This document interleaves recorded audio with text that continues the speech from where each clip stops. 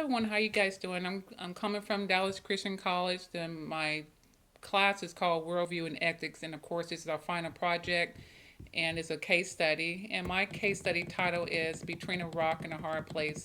And basically, I only have between 5 and 7 minutes, so I have to really talk a little fast. So just bear with me. This regarding the Indian tribe, and they have this leader called Esteban. And Esteban, as you see, as I go through this case study, you will see that he finds himself between a rock and a hard place. And let me go over real quickly how the Indian tribe lived, so that way you can see a little bit background on their history. And so a lot of Indians, they believed in these things as I mentioned them to you.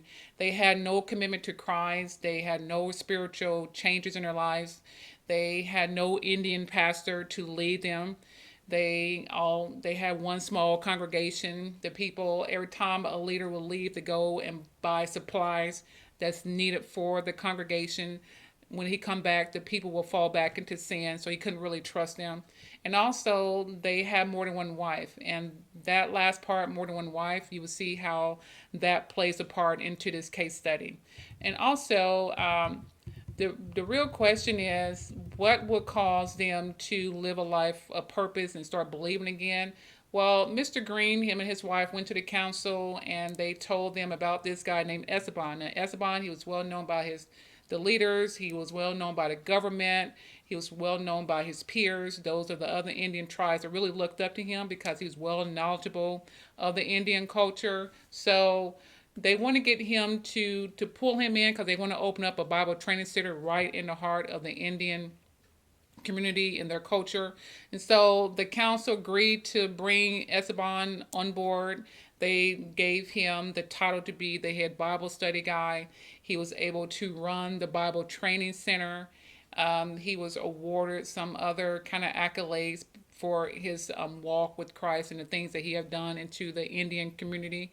So he was well liked. And so now, as we go into the case study, he's doing really good. Esteban, he gave his life to Christ. He started growing.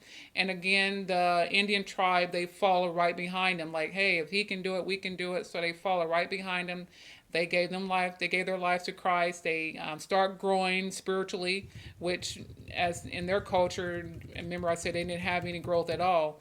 And so they start really growing really fast. And of course, you know how the enemy is. He dig into our background and they found some things that's going on in Esteban's background. Like, hey, wait a minute, doesn't this guy have two wives?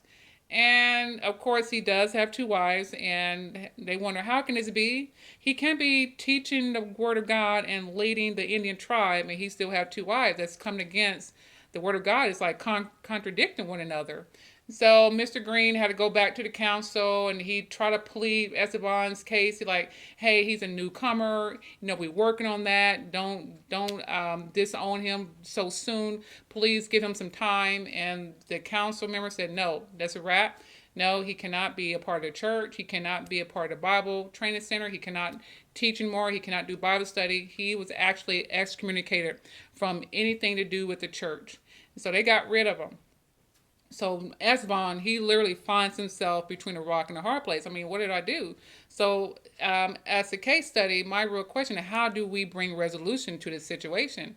Well, I'm thinking like, I don't think it was fair to Esteban because whenever you've been pulled into a leadership status like that, don't they do background checks? I mean, don't they try to see where Esteban's history comes from? What do he believe in? What his beliefs are?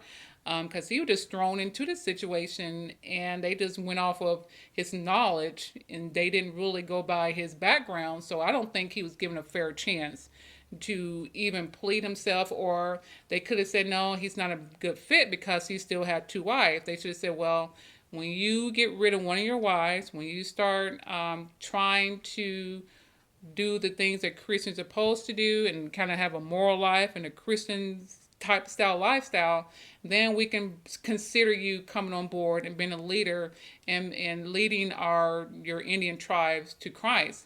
But they didn't give him that chance. So they basically brought him in and then tore him down and basically excommunicated him. So that's my resolution, is they should have went further into detail, start going into his background. So I hope you find this Between a Rock and a Hard Place piece, beneficial, and I hope you liked it. My time is running out because of my storage on my phone.